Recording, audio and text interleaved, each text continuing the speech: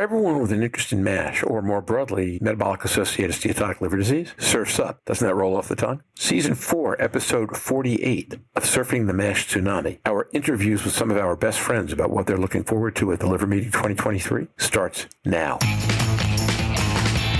Today on Surfing the NASH Tsunami. I'll start with this non-science for a second and talk about influencing in communities and how working together globally can make a difference. For me, that was really, really important. There's a session on healthy livers, healthy lives, which is, of course, the EASL program that they started, I think, a couple years ago. And now they're having the North American launch. Even though a lot of people don't want to talk about this, I do want to revisit and hear the advances on the nomenclature. I'd like to know about how it's been implemented in the U.S. and Canada and around the world, and what other people are doing, and to see if there's been any updates or anything. I think it's important so that we're all on the same page. That would scream for combination therapy, because if you get any kind of synergistic effects between two drugs, it'll go up. And the first-line therapies are 30 and 35%, and people are going to be going to second-line therapies pretty quickly. I never get tired of hearing the importance of and the value of serial assessments, for example, during clinical trials where biopsies aren't available, and there's a lot of utility in the real world to that.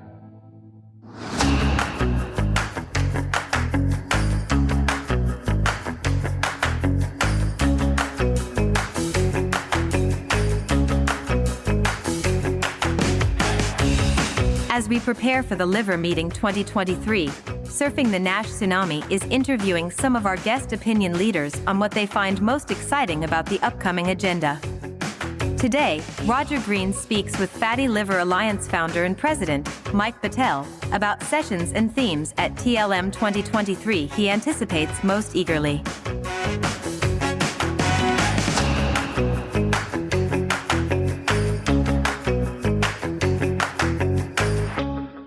Hi, this is Roger Green, host of the podcast, soon to be officially rebranded Surfing the MASH Tsunami.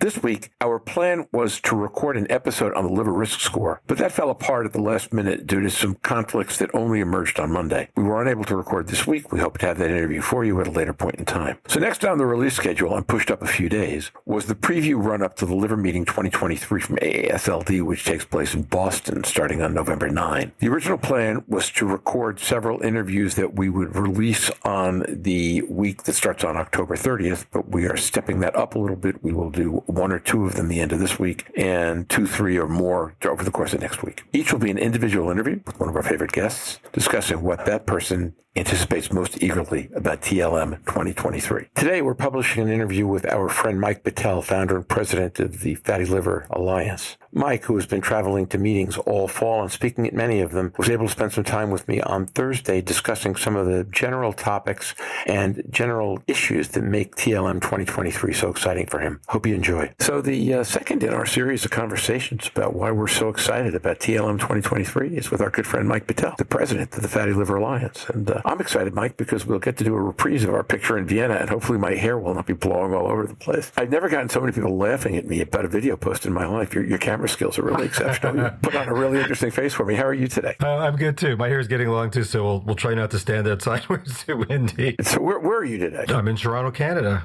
Where you usually are. I know, not traveling the world. No, it's not where I usually am at all.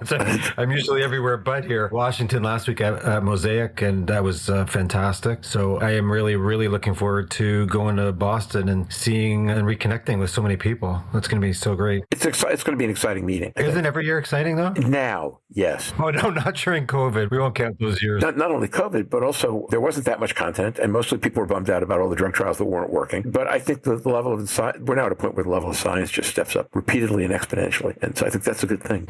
And the patient voice is elevated from what it used to be as well. So from my perspective, I think that's fantastic to be able to have more people be able to share the needs of patients and the importance of patients in things like clinical studies, as an example. Will you be speaking in Boston? No, I wasn't invited. So anyone listening, I'm open for 2024. No, I didn't do one of the patient voice segments this year. So, although you certainly do have a voice, and you are for the most part a patient, and certainly an advocate. I will be heard. Don't worry. No one ever worries about you being heard, Mike, or seen. By the way, for those who don't know, the way to find Mike is go to any presentation he's at and look for the guy in the front row with the silver hair. Front row. I thought you were going to say front row center.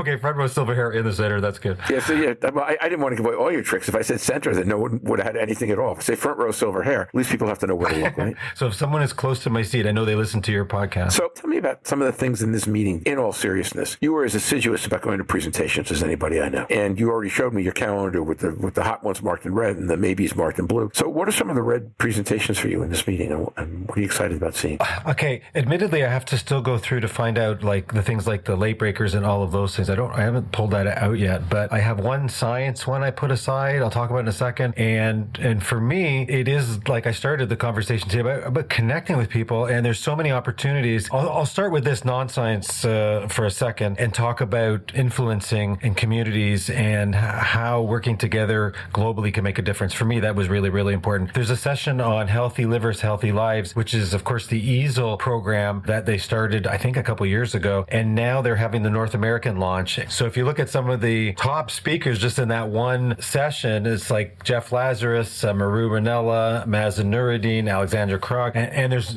more. It's all one session. So I'm excited about that piece too, because I think we can work together to really make a difference and help identify patients, find patients, and all of that. So if you have one session with that many people in it, my question would be, what's the formatting that allows a session like that to work? I mean, that's an awful lot of people. Yeah, they didn't share a lot. It's about an hour. So I imagine probably Jeff Lazarus will be leading some of that, and Alexander Krog will be talking about some of the successes that they've had, giving some examples. You were there. They teased us a bit at EASL and showed us some of the programs that were impacting communities. And people were literally crying in the audience. I think it was you. No, I was weeping. Maybe a little bit. It was about the kids with drawings and stuff. I just thought there was a lot of really human touch. I try to instill at presentations, including like Mosaic, when I went, the human side of things. And the science is incredibly important, but it has to be balanced with the real world and people. And so I do have to keep being that other side of the balance of the equation a little bit. That makes sense. The other, not that you're asking me my second thought, but the other one, even though we've talked about it a lot, and even though a lot of people don't want to talk about this, I do want to revisit and hear the advances on the nomenclature. And there's like 2 hours of that on Saturday. They have 12 speakers, so speaking about a lot of people. And so there is the implications of the changes. I'd like to know about how it's been implemented in the U.S. and Canada and around the world, and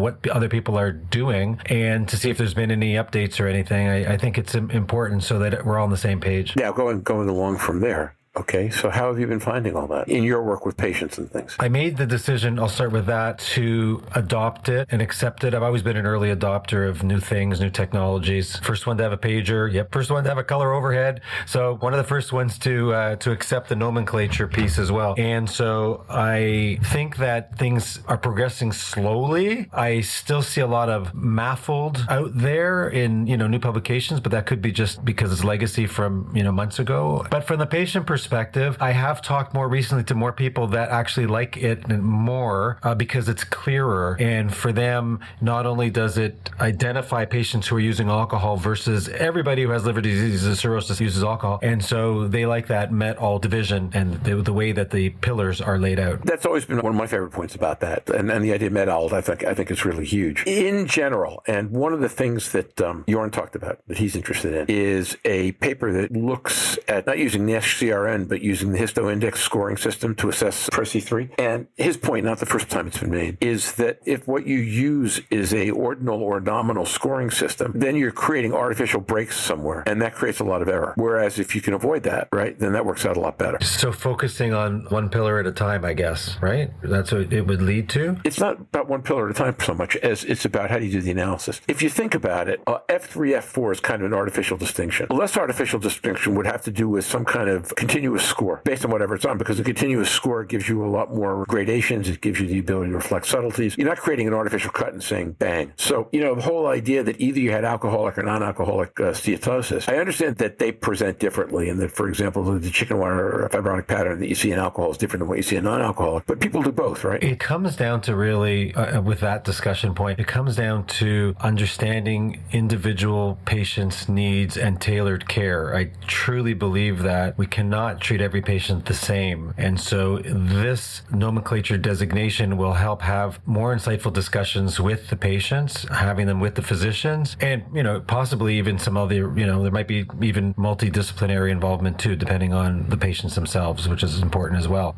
So that's why I think it's important to continue talking about it and sharing it. Yeah, that makes sense. That's tremendous sense to me. So what else are you interested in besides these two things? There was the paper, and there may be other very significant ones you can share back with me, because I would like to know as well. But Rohit Lumba has the Enliven study update, and when it was first broke in the news, there was a lot of interest and uptake on it. So I imagine that it's breakthrough with regard to the fact that it's possibly an option for a therapeutic treatment for NASH with cirrhosis, and the fact that it actually showed fibrosis regression, which is one of those things that it was always elusive in some of the other drugs that were studied. So I've read the abstract, but maybe there's other data that's going to be shared, and hearing it live is always more interesting than reading it anyway. Mm-hmm. I think that's fair. I think, first of all, they're going to be a bunch of drug papers coming out. So I think what tends to happen is that we get tantalized, and then we get to a point where something doesn't feel quite as good as it used to. Discontinuation data on some of the triple agonists, for example. We had high hopes for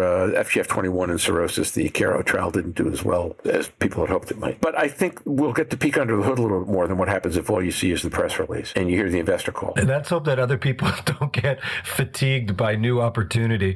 So I get it, though. It's you're reflecting what probably a lot of people feel when Stephen Harrison has shared historically, not recently, but historically, about the graveyard of past, let's say, failures, but maybe they were lessons learned more than failures, as he would say. I want to stay optimistic and go, we're going to get there. Well, look, we are getting there. I think we've seen enough data on resmetirom by now, for example, to know that drug should get there. Jorn presented the Maestro NASH data at UEG in Copenhagen, and that was like that was a hit paper at that conference. A lot of Twitter action on that, or X action, whatever you want to call it. So I'll be intrigued to see the resmetirom presentations. I'll be intrigued to see more about the Sagimet drug, the name of which I'm forgetting right now, the HU6 drug, that the mitochondrial decoupler that Mazen's been presenting on. I think the way this works is you get new modes of action, you identify new problems, and you get new modes of action, and you get new drugs. There are, I guess I can say, because everybody knows, but I guess there's organizations like Gilead as an example that work really well. They specialize in combination drugs and combination therapies. And so I imagine the way we're going to go to is double or triple therapy at some point to hit, like you just said. Maybe it's the hot thyroid, maybe it's the weight loss, maybe it's a combination of everything. I don't know which way we're going to go, which pathways are going to be the most effective. Could be a combination of everything, right? Well,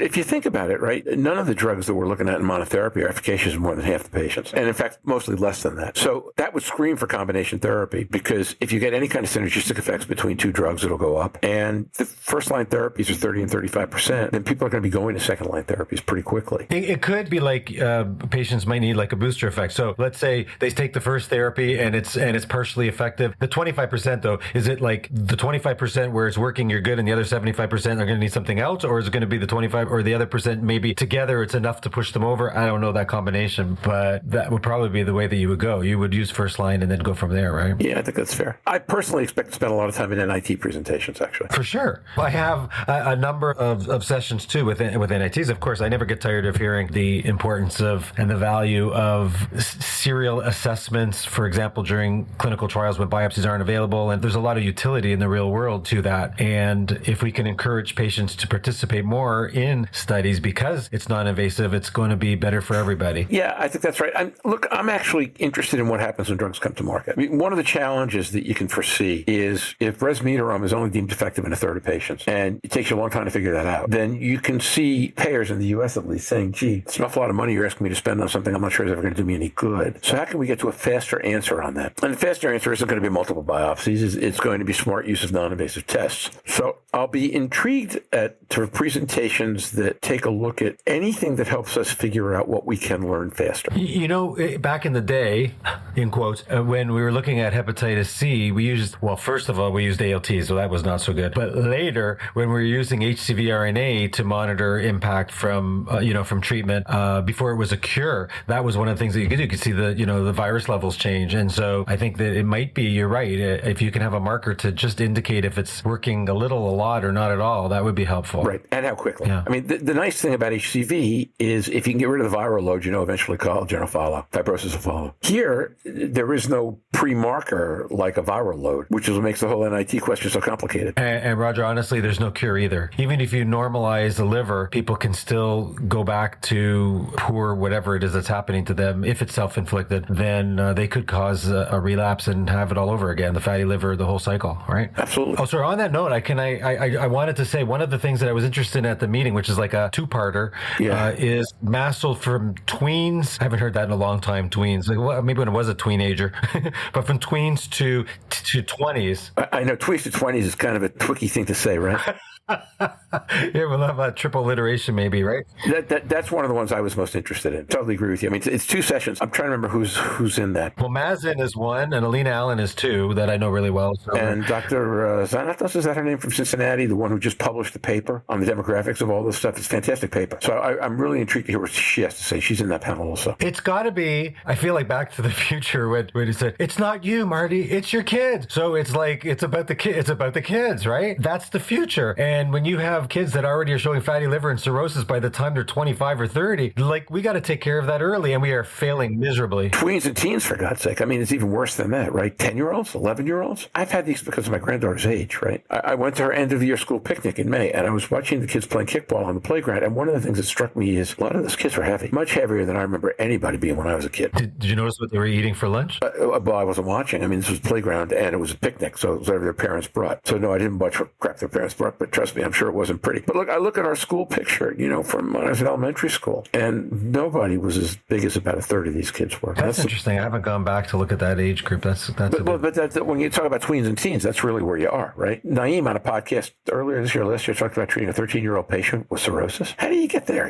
It's really bad, and I'm not sure that the awareness aspect is enough, too. I'm hoping to get some insights here about what we can do to change reality. So, sure, we have the data, and maybe even the schools, I don't think so, because they have their own curriculum and their own timelines, and they probably don't like change very much. But maybe as part of the health curriculum, there's a way to start to instill the right ways to eat and also to exercise. But I remember when we were younger, they had a lot more gym programs and a lot more activities than they do now in a lot of schools when they don't have that luxury. Yeah, I think that's actually an important point, right? We've talked about on podcasts from time to time the importance of social determinants of health and all the ways that socially we're kind of letting people down that we didn't used to. Not kind of letting people down. If we don't have safe playgrounds, if we don't have gym in school, right? All of those things, all of those absences, all the things that we've taken away have a real impact on patients, on kids' ability to grow up healthy. And then we put them in front of video games and we feed them crap food. Well, I just listened to, there was some podcasts on sugar this week. There was an organization having 6 days in a row of sugar stuff. And they were saying, one of them, that it's actually often the parents' fault. Oh, yeah. They just put it right on the parents.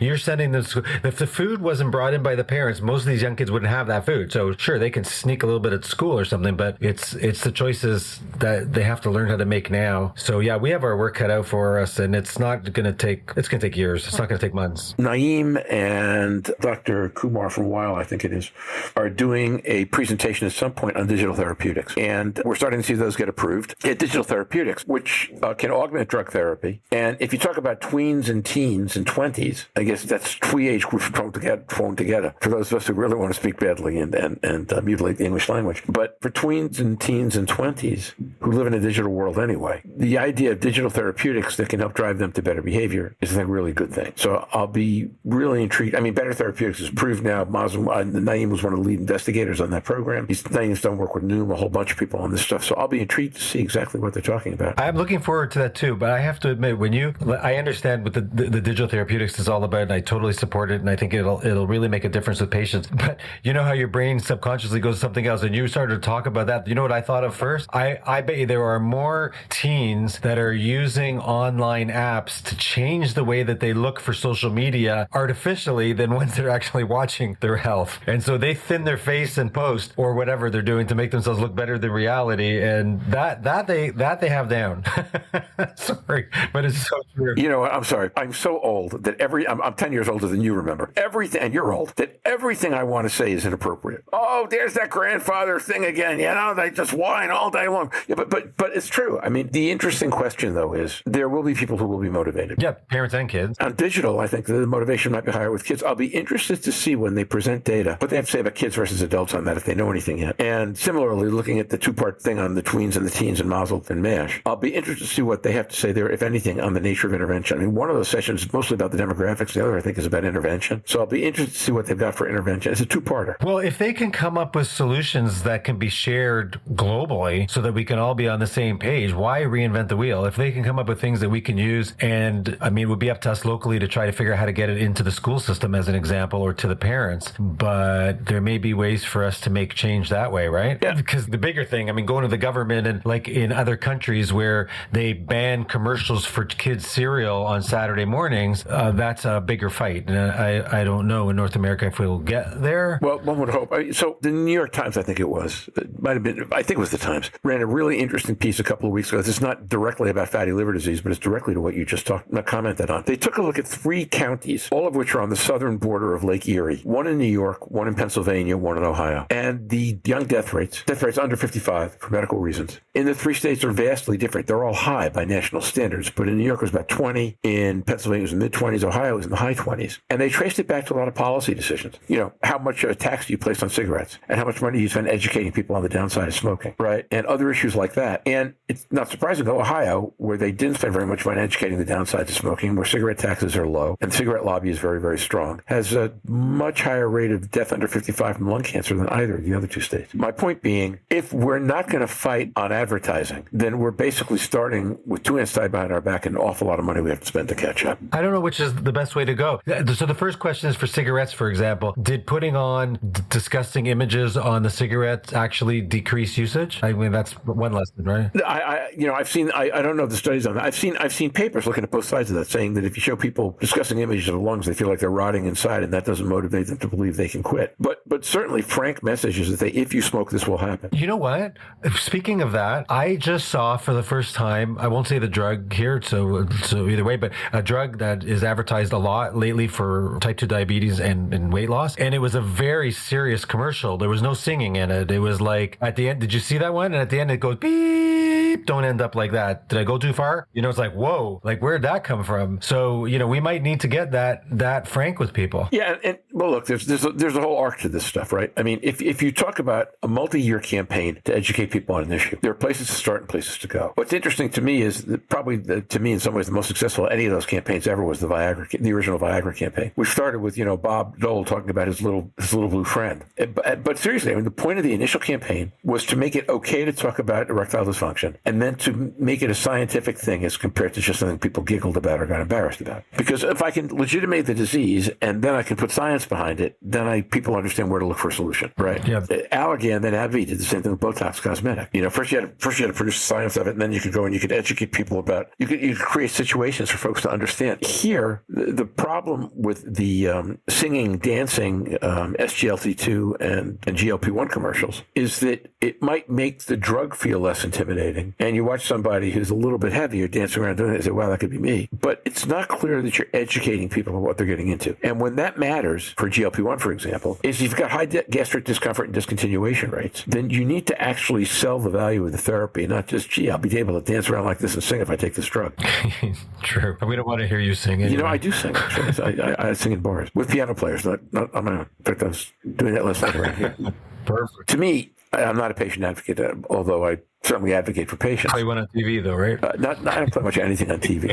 I don't have a face for television. I have a face a mother could love, not for television. But in all seriousness, I think a lot of the question winds up being about listening for that. What can we learn about better motivating patients? Louise Campbell makes the argument forever that the benefit really of FibroScan at the end of the day is you give people a number, and they know what the number means, and they know how to shoot for a lower number. And if they want to get better, that one number means a lot. We know it became a lot easier to get patients to manage their own diabetes if they came up with glycohemoglobin, because because it's a simple blood test. It's not highly variable over time. And it's one number. And you say, get it below 6. Perfect. Get it below 7. Pretty good. Above 7, got a problem. People know how to deal with that. Here, we don't have that. One of the reasons to look at NITs, right? Yeah, for sure. So the whole question of how do we provide better behavioral support and education for patients? And when I go through the entire abstract book in detail, which is one of the things I plan to do while I'm on vacation next week, the one piece of work I'm going to do next week is rip through the abstract book and figure out what I really like in here. One of the sets of things I'll be looking for will be papers that help us understand better how do we motivate and educate patients, and how do we educate caregivers to do that better. Well, one thing we didn't talk about yet, just to share too, that some of the pharma companies, obviously pre-launch, are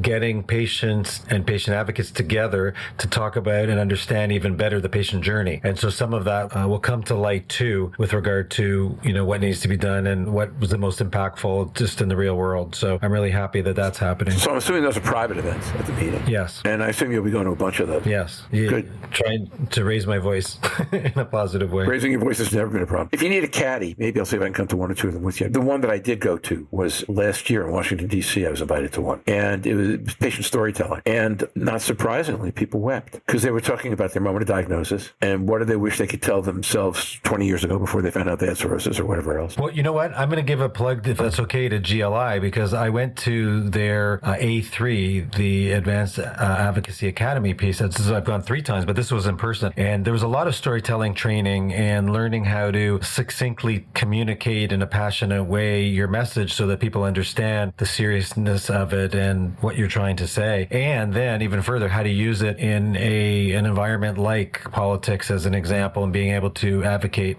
for change. So there are a lot of us that are learning every day to get better at being able to communicate that. So this is good. And it's been delightful getting to catch up a little bit today. In all seriousness, there are 2 things I'd like to do at the meeting. Number one is we should do one of your promo videos one of the days of the meeting and try to see if we can keep our hair from blowing around. Okay. Second, at some point we should sit down for 15, 20 minutes with a microphone and talk about what are you learning about how to support patients better. Sure. Yeah, I'd love to. So we'll make time to do that during the meeting, not as part of not a formal thing. I mean, we're going to be recording a couple of formal sessions while we're there and right afterwards. But in addition to that, I'm going to be trying to do some interviews with some people about specific things of interest. And this might be a fun one to do. This is it for now. I'm glad we could do this. Sorry, I didn't have a lot of open slots to do it. This is fine.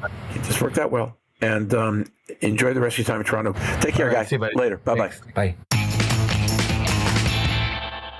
Hope you enjoyed that interview. We will not have a business section this week. I will be back probably tomorrow with the next of our 2023 liver meeting lead-in interviews. Until then, stay safe, surf on. We'll see you on the podcast. Bye-bye now.